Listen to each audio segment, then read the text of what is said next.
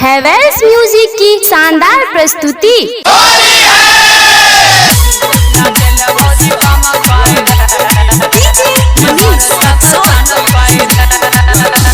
Sangeeta recording studio Hasanpur बाजार।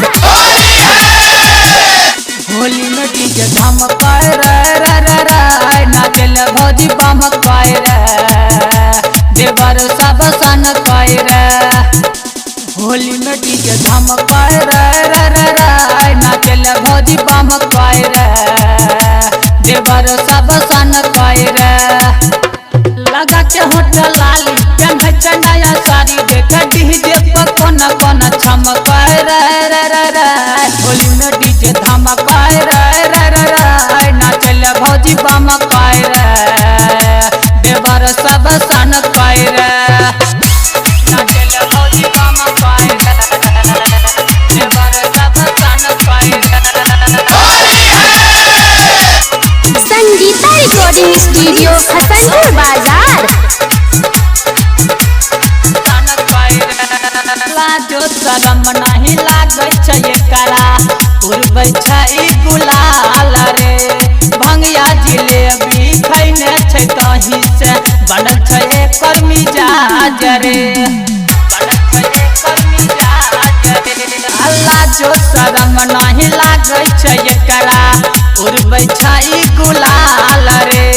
भंगिया जिलेबी खैने छै कहीं से बनल छै एकर मिजाज रे।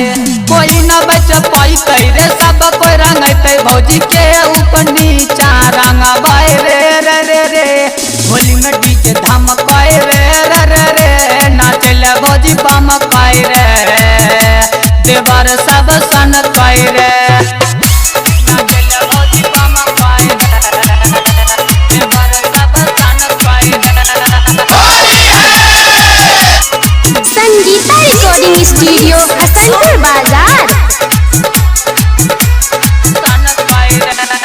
भौजी के संगे खूबे होली खेलै छै दीप नारायण रे। डीजे पर खूबे कमर हिला के बजबै छै होली के गाना रे। बजबै छै होली के गाना रे। भौजी के संगे खूबे होली खेलै छै दीप नारायण रे। डीजे पर खूबे कमर हिला के बजबै छै होली के गाना रे।